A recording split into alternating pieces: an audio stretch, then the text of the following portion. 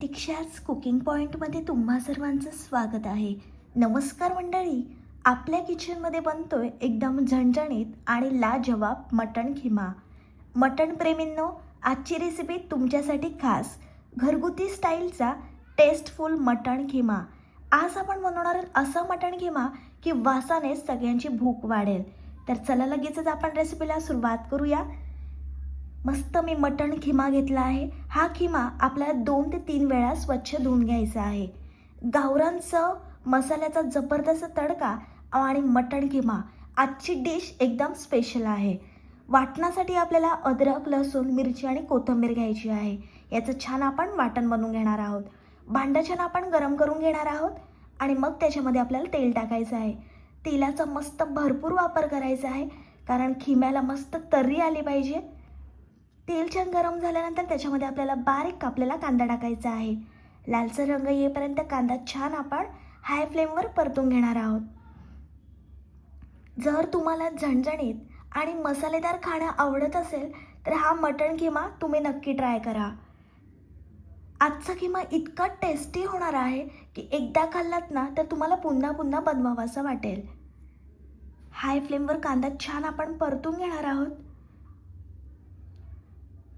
मटण खिमा ही एक अशी डिश आहे जी साध्या घरगुती जेवणाला पण खास बनवते. बारीक केलेलं मटण आणि त्यावर मसाल्यांचा परफेक्ट तडका यामुळे खिम्याला एक वेगळीच ओळख मिळते. कांदा छान परतून घेतल्यानंतर आपण सर्व मसाले टाकून घेणार आहोत. अर्धा चमचा हळद, 1 मोठा चमचा गरम मसाला, 1 मोठा चमचा मटण मसाला टाकणार आहोत आणि 2 मोठे चमचे घरगुती आगरी कोळी मसाला टाकून घ्यायचा आहे. मटण खिमा म्हटलं की थोडा झणझणीतच भारी लागतो. महाराष्ट्रात असो किंवा भारताच्या इतर भागात मटण खिमा हा अनेक घरांचा आवडता पदार्थ आहे. छान मसाले आपण परतून घेऊया. मसाले परतताना आपल्याला फ्लेम मिडियम ठेवायची आहे, नाहीतर आपले मसाले जळून जातील. मस्त मसाल्याचा सुगंध दरवळला आहे. सुगंध, रंग आणि चव इतकी आकर्षक असते की खायला बसल्यावर हात आपोआपच पुन्हा पुन्हा ताटाकडे जातो. आता आपण त्याच्यामध्ये खिमा टाकून घेणार आहोत. छान हा खिमा आपल्याला मसाल्यामध्ये एकजीव करून घ्यायचा आहे. मटण खिम्याची खासियत म्हणजे त्याची गावरान आणि खमंग चव.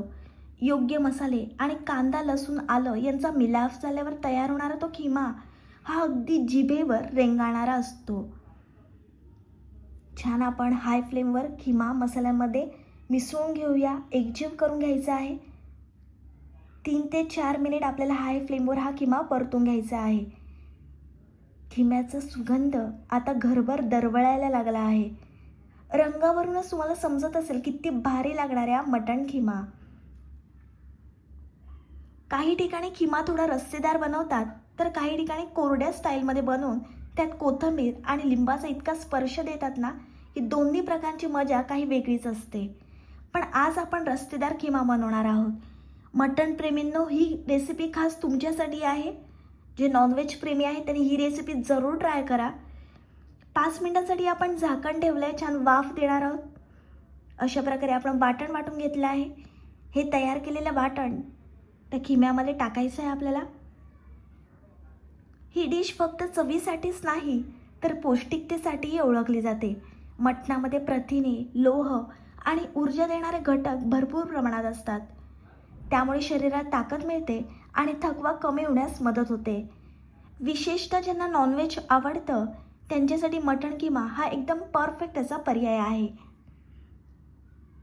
मस्त पाणी सुटलं आहे खिम्याला, बघू शकता. आता आपण तयार केलेलं वाटण टाकून खिम्यामध्ये एकजीव करून घेणार आहोत.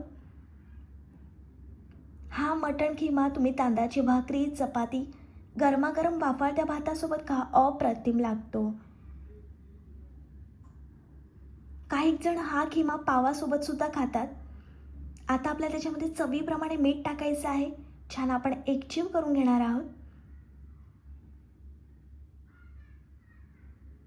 सकाळच्या नाश्त्यापासून ते रात्रीच्या जेवणापर्यंत खिमा कोणत्याही वेळी तितकाच चविष्ट लागतो. आजकाल मटण खिमा हा फक्त घरापुरता मर्यादित राहिलेला नाही तर हॉटेल्स, ढाबे आणि स्ट्रीट फूडमध्ये त्याची मोठी क्रेज आहे. 5 मिनिटानंतर आपण झाकण काढलंय, मस्त पाणी सुटलंय बघू शकता. आपण पाण्याचा अजून एकही थेंब टाकलेला नाही. आता आपल्याला ताटावर जे आपण पाणी ठेवलेलं ते टाकायचं आहे. मस्त एकजीव करून घेऊया. छान आपल्याला खिमा शिजवून घ्यायचा आहे. खिमा पाव, खिमा पराठा, खिमा बिर्याणी अशा विविध प्रकारांनी ही डिश अजून लोकप्रिय झालेली आहे. प्रत्येक ठिकाणी त्याची चव आणि सादरीकरण थोडं वेगळं असलं तरी त्याचा मुख्य आत्मा म्हणजे मसालेदार आणि खमंगपणा तोच राहतो. मटण किमा फक्त एक डिश नाही तर तो एक अनुभव आहे. गावरान चवीचा, घरगुती प्रेमाचा आणि मसाल्याच्या सुगंधाचा. एकदा हा खिमा खाल्ला की त्याची आठवण कायम मनात राहते आणि पुन्हा कधी खायला मिळेल याची उत्सुकता लागून राहते. छान असा गरमागरम मटण किमा आपला तयार झालेला आहे. हा मटण किमा दिसायलाच किती टेम्पटिंग आहे ना. मसाल्याचा असा जबरदस्त सुगंध येतोय की भूक आपोआपच वाढते. गरमागरम मटण किमा खाण्यासाठी तयार आहे. ही रेसिपी तुम्ही जरूर ट्राय करा. माझी रेसिपी तुम्हाला आवडली तर व्हिडिओला लाईक, कमेंट, शेअर आणि चॅनलला सबस्क्राईब करायला विसरू नका. भेटूया अशाच एका नवीन रेसिपीसोबत. तोपर्यंत मस्त खा आणि स्वस्त रहा.